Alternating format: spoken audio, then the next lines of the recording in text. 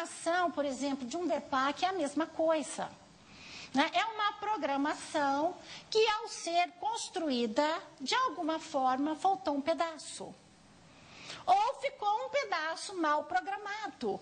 Ou a construção já estava feita e aconteceu um acidente de percurso e houve uma alteração nessa programação.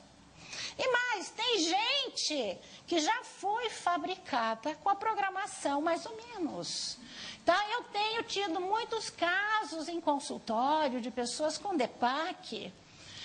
É batata. Eu pergunto, olha, na sua família tem alguém assim como você? De cara a pessoa diz, não, não tem ninguém.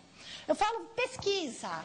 E, invariavelmente, à medida que a gente vai caminhando nas sessões e que o cliente vai entendendo o que é que ele tem, que comportamentos, o pacote de comportamentos que ele apresenta e que são características do DEPAC, a pessoa fala, mas o meu avô é assim, a minha tia é assim, meu pai é assim, sei lá quem é assim. Então, você começa a perceber que numa família de uma pessoa que tem uma desordem de construção neurológica, né, existem outras pessoas na família com esta mesma desordem, se não houve um acidente, por exemplo. Um acidente, a pessoa bate a cabeça, ou a pessoa tem muitas otites, enfim. Então, há alguma coisa que modifica ou interfere na programação.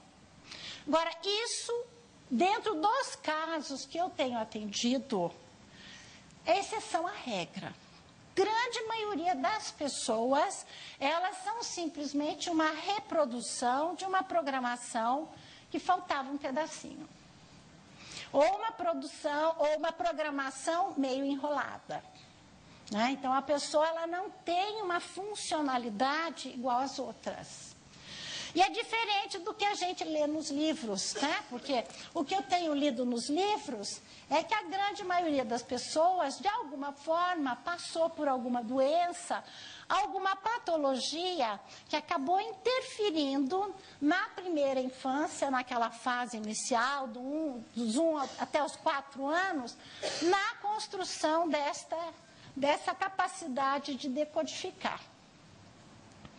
E como isto é apenas uma questão de programação, nada mais do que uma questão de programação, então, o que não está programado pode ser programado ou reprogramado. Por isso é que muitas pessoas, como o doutor Fernando, que apresentou aqui hoje de manhã, né, que ele claramente disse para a gente, olha, né, eu sou um sobrevivente do DEPAC, né, tive todas as dificuldades. Hoje ele parece que não tem mais, né? Porque ele se expressa muito bem, ele entende muito bem de tudo, ele ouve quando a gente pergunta, eu percebi, né? Então, isto significa que o processo que ele passou de educação, os educadores que o acompanharam, de alguma forma fizeram X e que permitiram que ele pudesse construir esta programação, esse pedacinho de programação que faltava. Tá? E eu quero que vocês entendam muito bem esse conceito que eu estou colocando agora, para que eu possa, então, andar com a minha explicação. Então, o que a gente quer com a neuroeducação? O que a gente busca? Para cada indivíduo, para cada programa, tá? Que não é nada mais do que é chamado de decodificador neurológico, que o indivíduo tenha a melhor programação.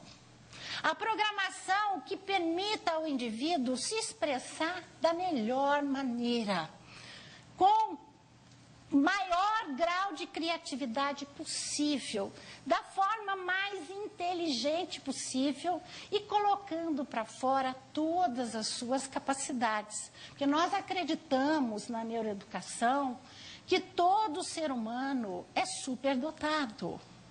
Até aqueles seres humanos que, de alguma forma, por algum acidente de nascimento ou na fase intrauterina, passou passou por algum processo como tipo desoxigenação, como o doutor falou de manhã, cordão enrolado no pescoço e outras, dificuldade no nascimento, e que então ficaram comprometidos, né, na sua capacidade funcional. Tem crianças que o cérebro fica atrofiadíssimo, né, e elas acabam tendo a capacidade de ter poucas funções, né? Mas mesmo dentro destas pessoas, nós da neuroeducação acreditamos que existe um ser maravilhoso, perfeito, um gênio, com toda a capacidade, com toda a criatividade, com toda a inteligência, mas encapsulado, com um computador quebrado, né? E incapaz de desenvolver programas e processar programas. Então, a consciência, ela fica encapsulada dentro desse computador, né? E como o computador, ele é o veículo de interseção da consciência com o meio ambiente, se ele não funciona, a consciência, ela fica em estado, digamos assim, letárgico. Em inglês é stand-by, ela fica lá sem funcionar, fica latente. Quer dizer, ela existe, mas ela não tem como funcionar, né? E nem este indivíduo tem produção cognitiva, porque para ter a produção cognitiva, para pensar, é preciso do computador. É preciso que o cérebro, as células nervosas, todo o sistema nervoso, todo o corpo, né, estejam em plena capacidade de funcionamento, para que a pessoa possa, então, ter a sua produção. Então, isso tem que ficar muito claro, tá?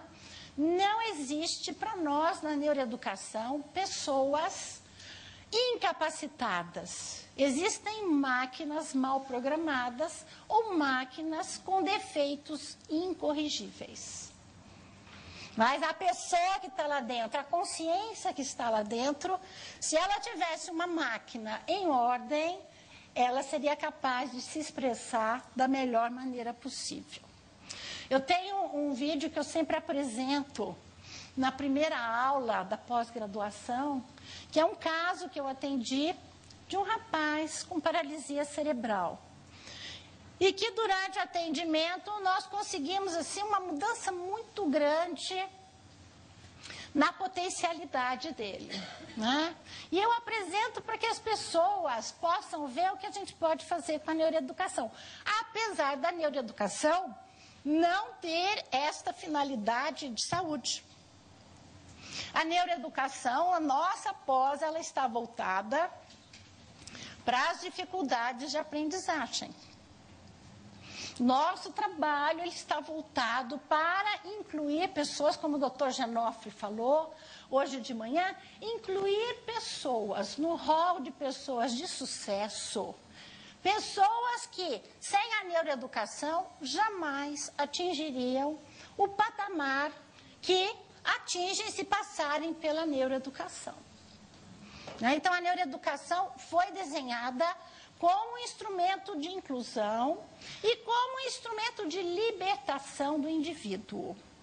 Porque quando você arruma a programação e, finalmente, a coisa maravilhosa e perfeita, que é a consciência que existe dentro de cada um, ela pode se expressar no seu modelo, do seu jeitão, colocando para fora tudo aquilo que ela é capaz de fazer, nossa, isto é, assim, o máximo, né? É o que nós queremos para todos os indivíduos. E é o que todos os indivíduos vieram fazer aqui na face da Terra, né? Eu realmente acredito que nós fomos construídos por Deus e fomos construídos para ser felizes, fomos construídos para ter sucesso, para conquistar tudo que nós queremos, para pintar e bordar e arrasar, né?